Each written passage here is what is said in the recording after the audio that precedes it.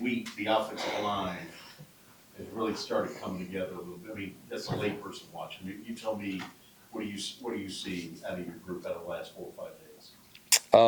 I think the biggest thing is just playing together. The communication up front. We did a good job in the portal. Coach Ricker did recruiting and our recruiting department, and got some guys in here that have played ball, so it's not new to them. But I think the mentality is the biggest deal up front, and then the communication with whether it's Brockemeyer or Deary at center, just communicating to those guys and everybody being on the same page, and then doing it with ill intent and being really physical up front. So I think that's the biggest difference that you've seen. It's definitely helped us. You mentioned the other day about some of the situational struggles last year. What are some things you guys have done to emphasize that in camp, and how much progress think you guys have made so far? Yeah, I think a lot of some of the struggles that we had were turning the ball over, and then taking negative plays, and you just gotta try to eliminate those things, not just from those type of situations, but from football in general. And we've done a really, really good job of protecting the football. We haven't put the ball on the ground, so I've been very pleased with that. And I think just guys being on the same page, being another year in the offense and understanding what you're trying to do, and not thinking, just playing and reacting, and seeing things a little bit differently. So I think all that matters and helps. When you think about the health of this offense now versus this spring, how much progress have you seen in this first week of fall camp? With the health? With the health and just with all those guys back and playing now, how do you feel the offense is progressing? I'm very, very pleased. We all are, offensively, coaching staff, with where we're at. I mean, I think the thing that helps us nowadays is the way the NCAA allows the rules to be able to do OTAs basically in June. It allows you to continue to progress with your players, because then at that point you have your roster, you know who you got, and then being able to go out there and talk football and coach football, and those guys have walkthroughs and do all those things, and then you take a couple weeks off in July, and then you're back at it. So they really don't lose touch of it. So I think you pick up pretty quickly. We've been able to put a lot on the guys, and they've responded well. We haven't had very many at all mental errors from guys that have been here and have played. So that's been a step in the right direction for sure. Specifically with Josh, just what is your impression been of him since he's been back? He's been, what we all think he can be. He's a leader on and off the field. The guys respect him. They love him. They play hard for him. They know that he's all in, all the way. Everything that he does, and the way that he lives his life, and it means a whole lot to him. And there are a lot of guys like that on this football team, not just him. But he throws the ball well. He's accurate. He's got a big arm. He moves well in the pocket. He's highly intelligent. He's done a great job with decision making and making sure guys are lined up, and then holding guys accountable when they're not where they're supposed to be. So he does everything right on a daily basis. Savion looks like he's had a pretty good fall camp so far. What are your thoughts on how he's played? Yeah, Savion's playing the way that he needs to play. Last spring we didn't get a whole lot out of him, and then at fall camp we kind of tried to protect him, and it kind of showed probably through the first part of the year. He kind of hit his stride against Texas, I would say, and that's really that's the first time I really saw him and what he can be. And so that's his standard. That's how he's got to be all the time.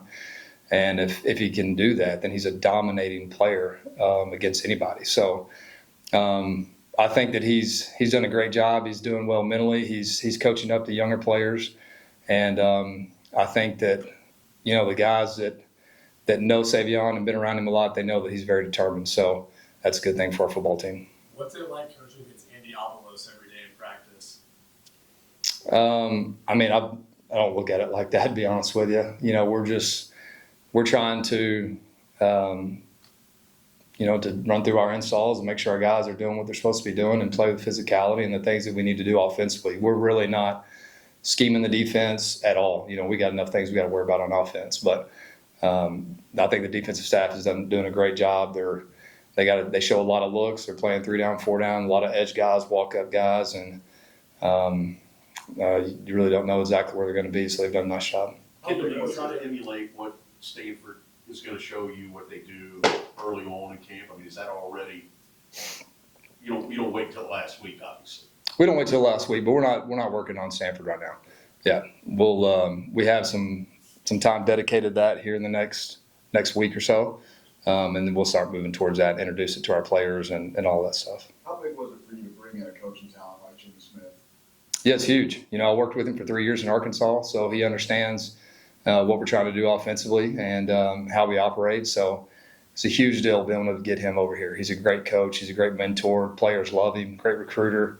And he's got really good charisma, brings a lot to the table. So incredibly excited to get him here, and we're able to retain, everybody else, guys off the field. We got an incredible support staff, QCs, GAs, analysts, guys that do tireless work behind the scenes, not on the field, and people that you may not know, but guys that do an incredible amount for our football team in general. So we've got a great staff.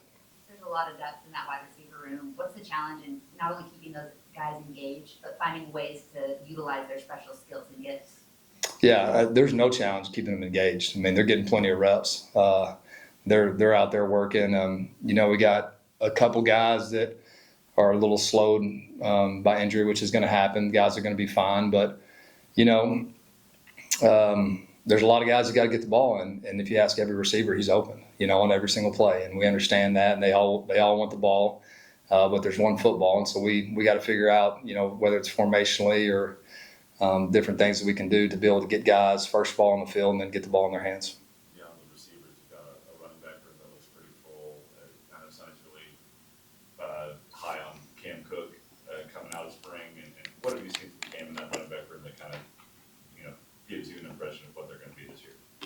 Cam's a real guy. I think I really respect about Cam is all the dirty yards and ugly runs that he needs to make, he makes, but he's got the ability to stick a foot in the ground, run around a defensive end and get in the open field and go score. And he can do those things at any moment, but he's not looking to do that. He lets it come to him. So I think he's really a disciplined runner.